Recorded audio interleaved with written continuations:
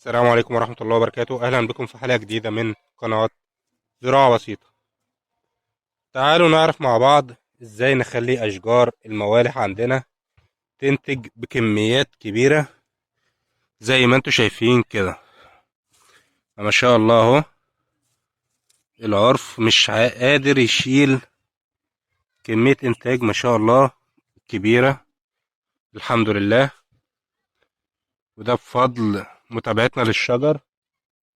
أنا زارع عندي 3 شجرات، هوريهم ليكوا مع بعض النهاردة. دي شجرة ودي التانية اهي. ازاي نعرف بقى ازاي نخليها تشيل كمية الانتاج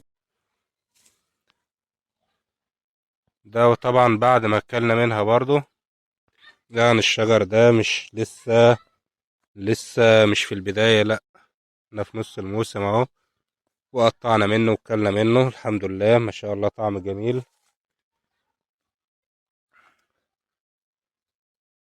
اهم حاجة لو عايزين نستفيد بالمحصول الكبير ويفضل يحمل على الشجرة محصول كبير، ان احنا نبعدها عن اي هوا شديد، عشان بيأثر عليها، وأوقات بيسقط الأزهار وأيضا الثمار. فعشان كده لازم لو هنزرعه في البيت قدام البيت نبعد عنه الهواء الشديد. الحاجة التانية إننا تسميد العضوي، تسميد بسماد الحيوانات أو سبلة الدواجن أو سبلة الحمام. زي ما انتوا شايفين اهو، التسميد بيتم في فصل الشتاء، تسميد جيد بيفيدنا كتير وبيفيد الشجر كتير.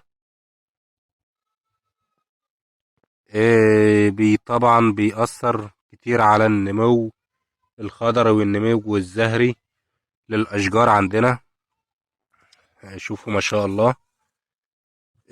كمان مهم جدا الرش بالمبيدات الحشرية، ده طبعا شيء مهم جدا.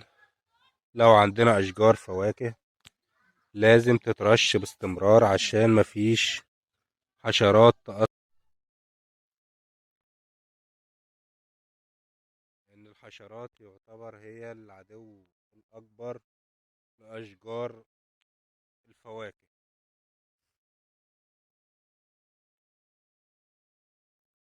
الحاجة التالتة وهي التسميد بالعناصر الصغرى للشجر عندنا باستمرار. كمان تسميدها بالبوتاسيوم والفوسفور والكالسيوم. طبعا كل العناصر دي مهمة جدا للأشجار عندنا. معروف إن الكالسيوم مهم جدا للزهور عشان تساقط الأزهار، كمان تساقط الثمار. يعني مهم جدا إن احنا نرشه بانتظام، أهم حاجة ما يكونش كتير أو قليل. حاجة برضو تانية اللي هو العناصر الكبرى، النيتروجين والفوسفور والبوتاسيوم، دي حاجة مهمة جدا جدا جدا، لازم نهتم بيها ونرش باستمرار، لأن قلتهم في النبات بتأثر على الشجرة نفسها. كمان بتأثر على الثمار.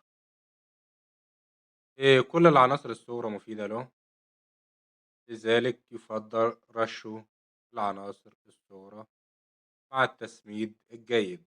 قلنا التسميد العضوي مهم جدا لأنه يشمل كل حاجة. فيه كل العناصر اللي احنا محتاجينها للشجر بتاعنا. أتمنى تكونوا استفدتوا من الفيديو. طبعا ما تنسوش تعملوا لنا لايك للفيديو وكومنت دعما لنا للاستمرار وتقديم المزيد. في النهاية نشكركم لمتابعتنا وتابعونا لمعرفة المزيد وطرق الزراعة وطرق العناية بالأشجار. شكرا لمتابعتنا. انتظرونا في فيديوهات قادمة من قناتكم قناة زراعة بسيطة. في النهاية ما ننساش نصلي على النبي. اللهم صل وسلم وبارك على نبينا محمد ونذكر الله لا إله إلا الله. السلام عليكم ورحمة الله وبركاته.